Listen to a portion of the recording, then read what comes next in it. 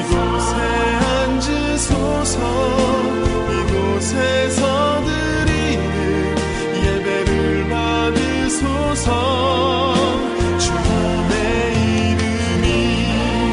주님의 이름만이 오직 주의 이름만 이곳에 있습니다. 여러분 안녕하십니까? 예수님 때문에 좋은 일이 있을 것입니다. 오늘도 예수님께서는 여러분들을 위하여 아주 좋은 일을 준비해 놓으셨습니다. 우리가 이제 로마서를 공부하는데요. 로마서는 이렇게 공부하면 할수록 빠져드는 느낌이 듭니다. 얼마나 재밌는지. 오늘 또 이제 로마서 2장 마지막 부분을 좀 하길 원합니다. 로마서 2장 12절로 있는 말씀을 읽도록 하겠습니다. 무릇 율법 없이 범죄한 자는 또 율법 없이 망하고 무릇 율법 있고 범죄한 자는 율법으로 말미암아 심판을 받으리라.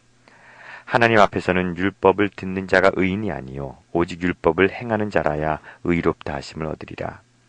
율법 없는 이방인들이 본성으로 율법의 일을 행할 때에는 이 사람은 율법이 없어도 자기가 자기에게 율법이 되나니 이런 이들은 그 양심이 증거가 되어 그 생각들이 서로 혹은 송사하며 혹은 변명하며 그 마음에 새긴 율법의 행위를 나타내느니라. 참 좋은 말씀인 것 같아요. 저는 이 율법을 무엇이라고 얘기하면 좋을까요? 만약에 많은 사람들이 이 율법을 사랑이다라고 정의를 하는데요. 여기에 이 율법을 정의하고 있는 것은 행함이라고 정의할 수 있는 부분입니다. 많은 사람들이 저에게 이런 얘기를 많이 해요. 율법주의다. 한 목사는 좀 율법주의다. 저는 율법으로 구원받는다고 믿지는 않습니다. 여러분들이 아무리 율법을 지켜도 구원받지는 못합니다. 그런데 궁극적으로 율법은 지켜야만 합니다. 율법을 지키는 것은 당연한 일입니다. 자, 제가 여러분들에게 한 가지 질문을 하길 원합니다. 하나님의 계명을 다 지킬 수 있습니까?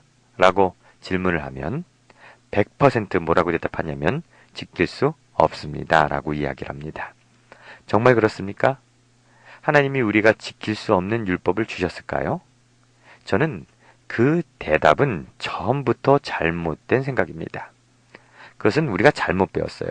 여러분, 우리가 그 생각을 다 버려야 될 줄로 저는 믿습니다. 버리시기 바랍니다. 만약에 하나님께서 지킬 수도 없는 율법을 우리에게 주셨다면 그것은 하나님이 불의한 분이에요. 만약에 저희 아들에게 제 아들은 기어다니진 않지만 기어다니는 제 아들에게 너 담을 뛰어넘어라 이것을 요구한다면 이것은 불가능한 일이기 때문에 이것을 요구하는 것이 그 자체가 잘못입니다. 마찬가지로 하나님이 할 수도 없고 지킬 수도 없는 법을 우리에게 주셔서 도대체 지키지도 못하는 법을 주시고 그것을 우리에게 지키라고 하신다면 그것은 하나님이 불의한 분입니다. 뭐하러 그렇게 설명합니까? 그냥 서로 사랑하라 이렇게 설명하면 되는 것을 굳이 10가지 계명을 주고 그것을 요약해서 우리에게 가르치는 그 이유가 무엇일까요? 여러분, 저는 분명히 여러분들에게 말씀드립니다. 하나님 율법은 여러분 속에서 온전하게 이루어질 수 있습니다. 두 가지를 믿어야 돼요. 성경은 두 가지 양면성을 우리에게 가르칩니다. 여러분들은 지킬 수 없어요. 우리는 못 지킵니다. 절대 내가 할 수 있는 일이 아닙니다. 그런데 여러분 마음속에 예수 그리스도를 영접하면 예수 그리스도께서는 그것을 이룰 수 있다는 겁니다. 나는 못합니다. 그러나 할 수 있습니다. 그런데 우리의 외형적으로는 그것이 하는 것이 분명히 나타난다는 거죠. 저는 여러분들에게 계속적으로 그 말씀을 드리는데요. 외형적으로는 똑같습니다. 외형적으로는 지키는 모습으로 나타나요. 그런데 그것은 내가 지키는 것이 아니라는 겁니다. 그래서 내 안에 예수 그리스도가 지킨다는 거죠. 우리가 된다 안 된다. 분명히 율법은 분명히 여러분 지켜야만 합니다. 그런데 여러분은 할 수 없습니다. 이것이 답입니다. 그런데요. 우리가 절대로 할 수 없다라고 이야기하는 사람, 그리고 그렇게 전도하고 나는 그렇게 할 수 없기 때문에 기도한다. 난 그렇게 할 수 없기 때문에 금식을 한다 하는 사람들에게 귀한 권고의 말씀이 있는데요. 24절입니다. 기록된 바와 같이 하나님의 이름이 너희로 인하여 이방인 중에서 뭐하다? 모독을 받는도다. 하나님의 계명을 지키지 못하는 사람들을 그 사람들 때문에 모독을 받는데요. 자, 한번 보겠습니다. 21절인데요. 그러면 다른 사람을 가르치는 내가 내 자신을 가르치지 아니하느냐? 도둑질 말라 반포하는 내가 도둑질을 하느냐? 간음하지 말라 말하는 내가 간음하느냐? 우상을 가증히 여기는 내가 신산을 물건을 도둑질하느냐? 율법을 자랑하는 내가 율법을 범함으로 하나님을 욕되게 하느냐? 도대체 니네가 율법이 있다고 그러고 하나님이 나에게 주셨다고 그러고 이것이 계명이라고 그러고 법이라고 그러면서 왜 도대체 너의 속에서는 나타나지 않느냐라는 질문을 하는 거예요. 왜 나타나지 않는지 아십니까? 왜 우리의 삶 속에서는 하나님의 계명이 온전하게 나타나지 않습니까? 그것은 간단합니다. 우리가 그것을 지킬 수 없다라고 생각하기 때문에 그래요. 도저히 지킬 수 없는 것을 하나님이 주셨다. 여러분, 믿으려면 예수님의 부활을 믿고 예수님을 믿어야 합니다. 그런 말을 믿지 마십시오. 그런 말을 하는 목사님들을 믿지 마십시오. 그런 말을 하는 성경 해석을 절대로 믿지 마십시오. 여러분, 그것은 믿으라고 주는 말이 아니에요. 그건 믿으면 안 됩니다. 우리에게 분명히 하나님께서 말씀하십니다. 너희가 이 말씀을 지키면 뭐한다? 복을 받는다라고 이야기를 하고 있어요. 도대체 우리가 하나님의 율법을 지킬 수 있나? 물론 우리로는 불가능하지만 예수 그리스도를 내 안에 모심으로 우리는 분명히 그렇게 할 수 있다라고 생각합니다. 자, 20절에 있는 말씀을 한번 읽어볼게요. 어리석은 자의 훈도요 어린아이 선생이라고 스스로 믿으니. 여기에 우리가 무엇인가 스스로 믿는 부분이 있어요. 여러분들이 스스로 믿는 부분이 뭐냐면 이것은 안 된다. 이것은 절대로 불가능하다라고 믿는 부분. 이것은 여러분들이 스스로 믿는 거예요. 여러분들이 결정을 한 겁니다. 그런데 우리가 분명하게 알아야 될 것이 있습니다. 그것은 하나님의 율법은 사랑이고 그것은 우리 안에서 온전하게 이루어져야 한다. 이것은 결론적으로 우리가 알아야 하는 겁니다. 자, 그러면요. 제가 이 하나님의 율법에 대한 애착심이 얼마나 강하신지 한번 하나님의 마음을 좀 어선풀이 보기를 원합니다.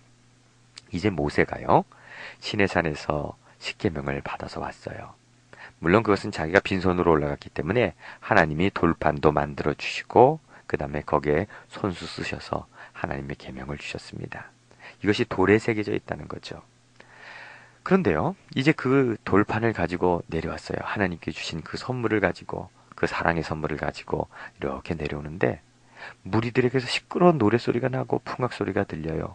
아, 도대체 이게 무슨 소린가? 가까이 가봤더니 그들이 우상을 만들어 놓고 그것을 경배하는 거예요.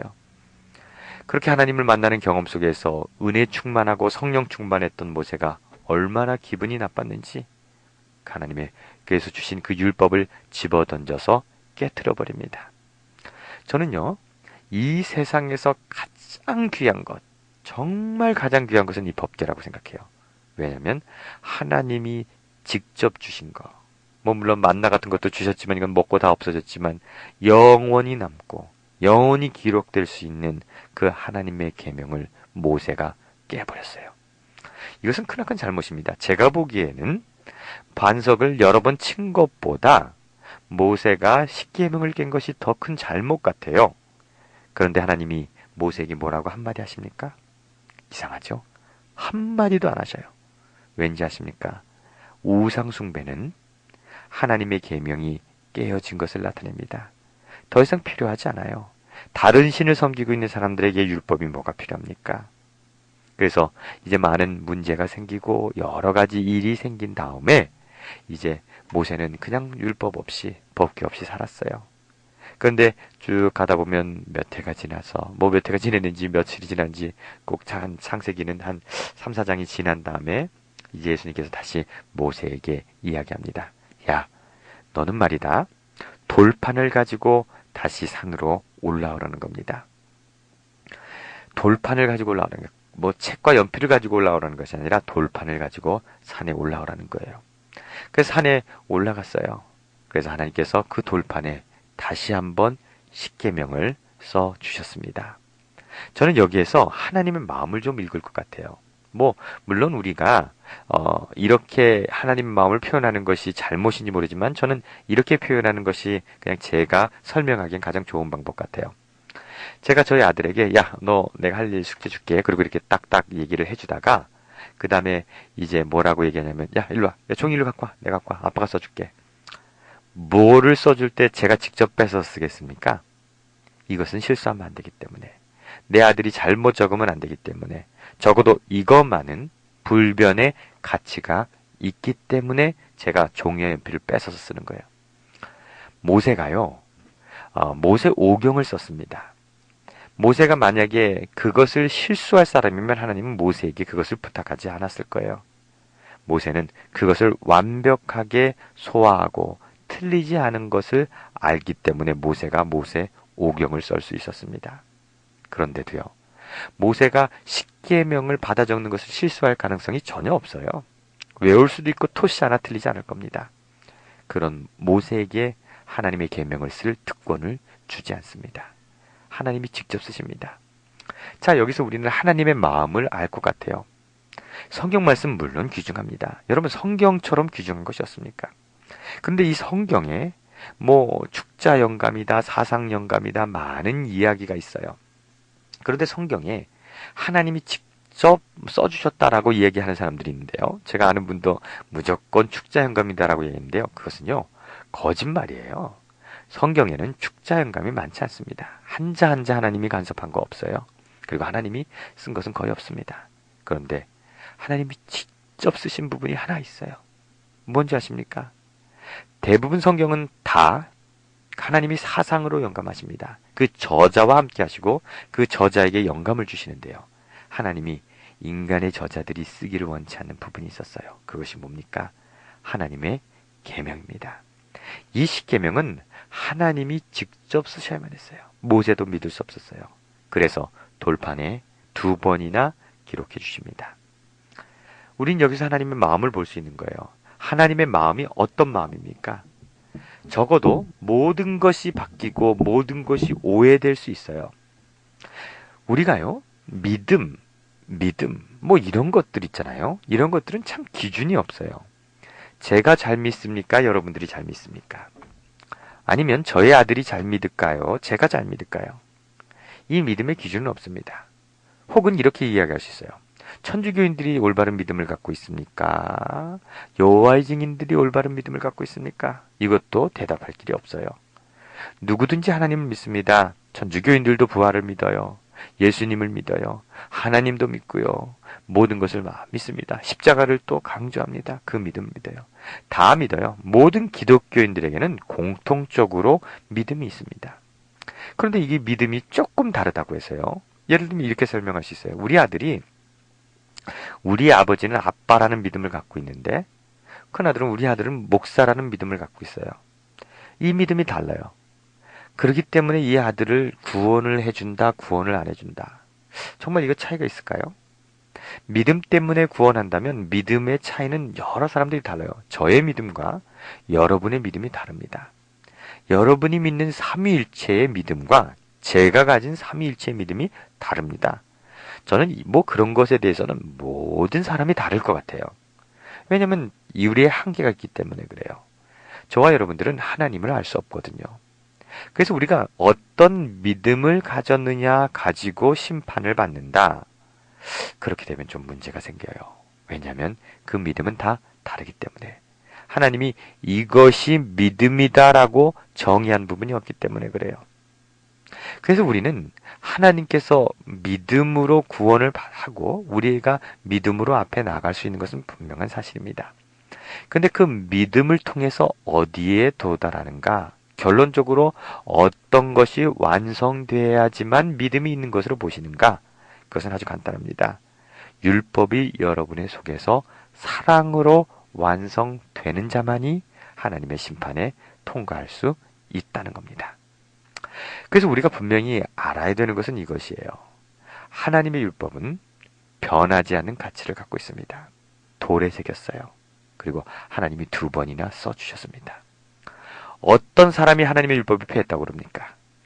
어떤 사람이 율법이 유대인에게만 주어진 것이기 때문에 이 시대는 사랑만 하면 된다고 얘기합니까? 그 사람은 우리의 영혼을 죽이는 이야기를 하는 거예요. 절대로 그 말을 믿을 수 없습니다. 왜냐하면 하나님의 마음은 적어도 이것은 변하지 않는 가치를 갖기를 원하시는 그 한 가지. 저는 말이에요. 그 외에 많은 것들은 좀 틀려도 된다고 생각해요. 뭐 알 수도 없잖아요. 여러분들이 성경을 제대로 압니까? 제가 제대로 압니까? 이 해석은 누구도 다르고요. 누구도 이해하지 못해요. 그런데 한 가지 다르지 말아야 될 것이 있어요.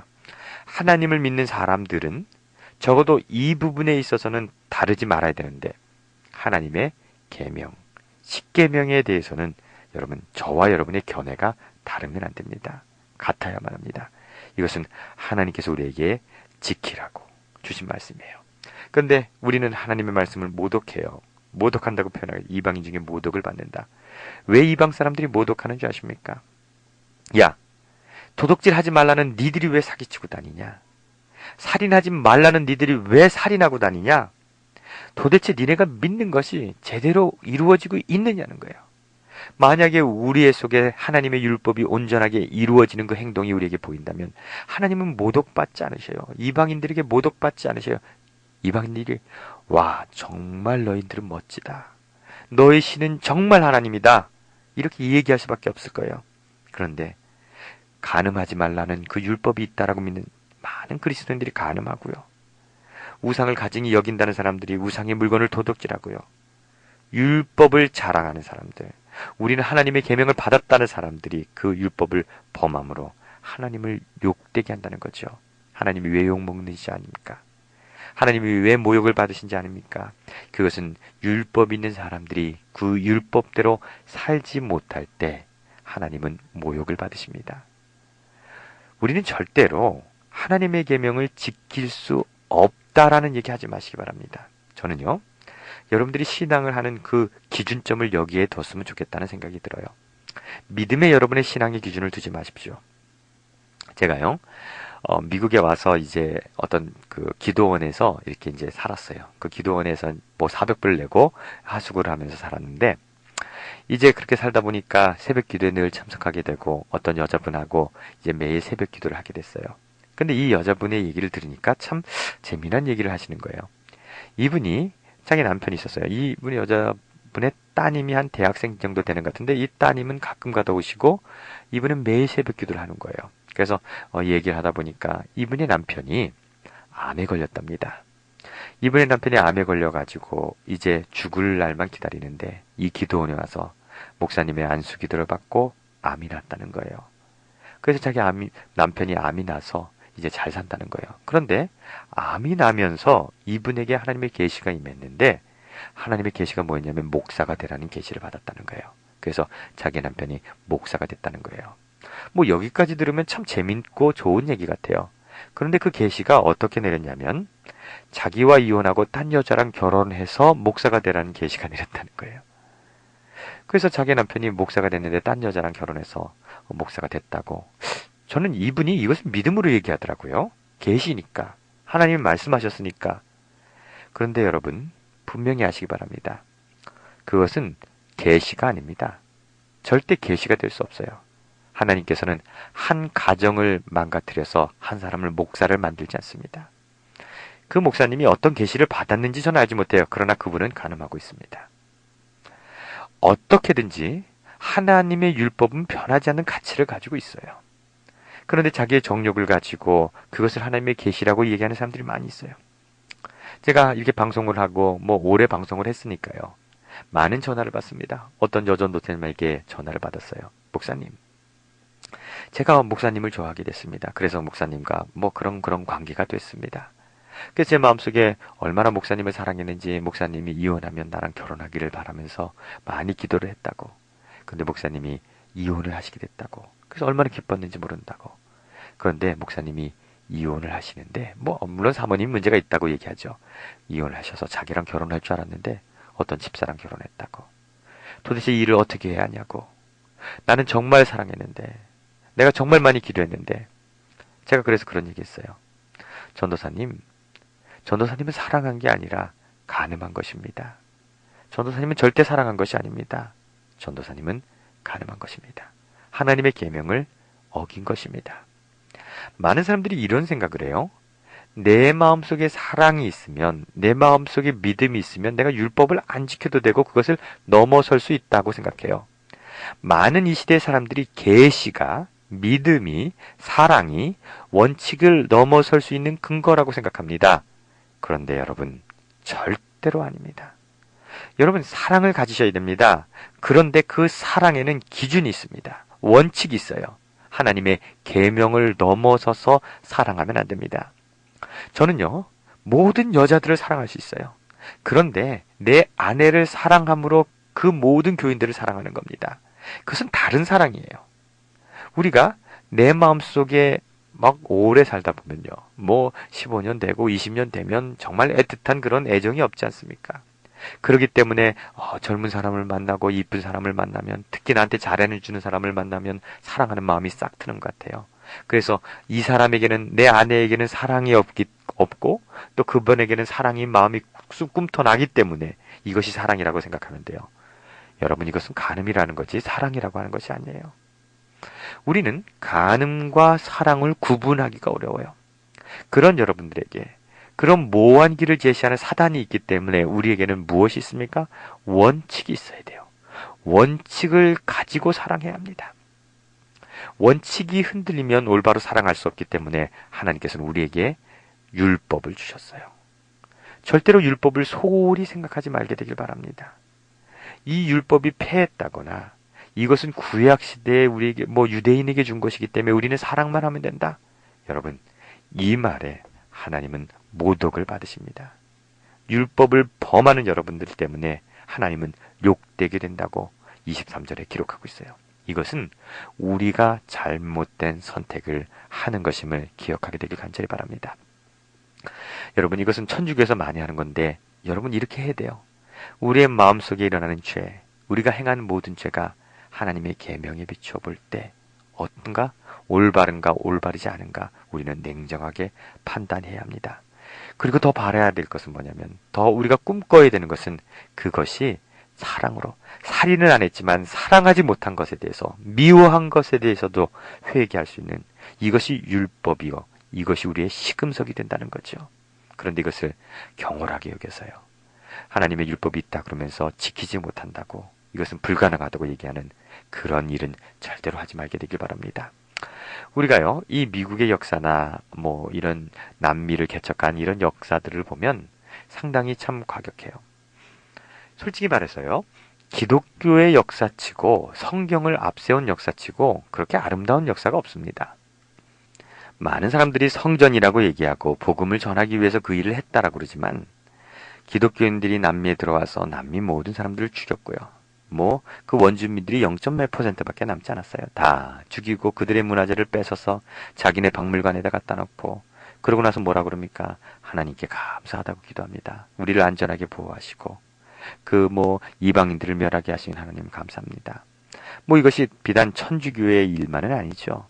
남미 쪽이야 물론 천주교회가 그렇게 많이 문화를 망가뜨리고 죽이고 그런 일을 했지만, 하나님 믿는 사람은 그랬지만, 우리 청교도라고 하는 사람들, 미국에 들어왔던 많은 기독교인들, 또 청교도 민병대라는 이런 많은 사람들이 하나님께 기도하고 하나님께 찬양하고 인디언들을 완전히 멸망시켰죠. 거의 다 죽였죠. 지금도 인디언들은 인디언 정착촌에서 나오지도 못하고 그렇게 비참한 인생들을 살고 있는데요. 우리가 이런 일을 하면서, 인디언들을 죽이고 이런 일을 하면서 많은 사람들이 하나님께 영광을 돌렸어요. 기도했어요. 주님께 가까이 나가는 거라고 했어요. 이 땅이 복받은 땅이라고 그랬고 하나님께서 주신 축복이라고 얘기했습니다. 그렇게 하면서 인디언들을 죽였어요. 저는요, 이것이 하나님의 율법을 경홀히 여기는 사람들의 모습 속에서 나타났다는 거예요. 그들은 인디언들을 죽인 거예요. 이것은 뭐라고 얘기할 수 있냐면 살인한 겁니다. 살인해놓고 어떻게 하나님께 기도드려요? 기도한다는 사람들이 어떻게 사람을 죽입니까? 그러면서 하나님께 은혜 받았다고 그럽니까? 어떻게 이런 정말 슬픈 역사가 쓰여지게 됐습니까? 수많은 사람들이 하나님 믿는다고 그러면서 종교 때문에 싸우고 있습니까? 기독교인 나라에서 그렇게 회교도를 공격하고, 기독교인들이 다른 종교 사람들을 공격하는 이런 일들이 왜 생깁니까? 왜 죽일 수 있습니까? 그들은요, 하나님의 율법을 중요하게 생각하지 않아요. 원칙이 없는 신앙생활을 하기 때문에 그렇습니다. 우리는 분명히 알아야 돼요. 하나님 믿는 자 사랑하고 여러분 모든 걸 하십시오. 그런데 여러분의 기준에는 꼭 십계명을 두게 되길 바랍니다. 십계명을 넘어서 사랑하지 마십시오. 십계명을 넘어서서 나라를 사랑하지 말고 십계명을 넘어서 국가의 말에 충성하지 마십시오. 십계명을 넘어서 장사하지 마십시오. 이것이 우리에게 기준이 된다는 거죠. 사도 바울은 우리에게 그렇게 이야기하고 있어요. 우리가 궁극적으로 정죄를 받고 심판을 받는 것은 율법을 통해서만 나가는 거죠. 우리가 율법을 경홀히 여기면 그 율법을 통해서 우리는 심판을 받고 그 율법의 행위를 통해서 우리는 인정을 받는다는 거죠. 그래서 저와 여러분들은 우리의 삶의 기준이 필요하다는 겁니다. 저와 여러분들의 삶의 꼭 기준이 무엇이 되길 원합니까? 하나님의 율법, 즉 십계명이 되기를 간절히 바랍니다. 자, 25절입니다. 내가 율법을 행한즉 할례가 유익하나 만일 율법을 범한즉 내 할례가 무할례가 되느니라. 그런즉 무할례가 율법의 제도를 지키면 그 무할례를 할례와 같이 이길 것이 아니냐. 또한 본래 무할례자가 율법을 온전히 지키면 의문과 할례를 가지고 율법을 범하는 너희를 판단치 아니하겠느냐. 대저 표면적 유대인이 유대인이 아니요 표면적 육신이 할례가 아니니라. 중요한 말씀 읽겠습니다. 잘 들으시기 바랍니다. 오직 이면적 유대인은 유대인이며 할례는 마음에 할지니 신령이 있고 의무에 있지 아니한 것이라. 그 칭찬이 사람에게서 아니요 다만 하나님에게서니라. 여러분, 할례를 받으려면 마음에 받으십시오. 여러분의 율법, 즉 십계명을 바깥에다 세우지 마십시오. 율법을 여러분들의 마음에 새기십시오. 살인하지 말라 이것에 만족하지 마십시오. 미워하지 않는 것에 도달하십시오. 그리고 미워하지 않은 것에 만족하지 마십시오. 사랑하는 것에 도전하십시오. 이것이 하나님의 율법이 여러분의 마음에 있는 것입니다. 우리가 정결해져야 됩니다. 할례는 외부적으로 받는 것이 중요한 것이 아니라 우리의 죄된 본성이 잘려 나가는 것은 우리의 마음 속에서 일어나야 하는 것입니다. 그래서 할례를 마음속에서 받으래요. 쓸데없는 거, 버려야 할 것, 마음속에 할례가 우리에게 있어야만 합니다. 그것을 죄된 본성이라고 얘기하면 되겠죠. 그 죄된 본성을 잘라내시기 바랍니다. 그리고요, 십자가를, 십계명을, 모든 하나님의 원칙들을 여러분의 마음에 새겨놓으시기 바랍니다. 예수 그리스도께서 내 안에 거하시면 하나님의 율법이 내 안에서 이루어집니다. 여러분, 우리는 율법을 지킬 수 있습니다. 나는 못합니다. 내 안에 계신 예수 그리스도만이 그 일을 이루실 수 있습니다.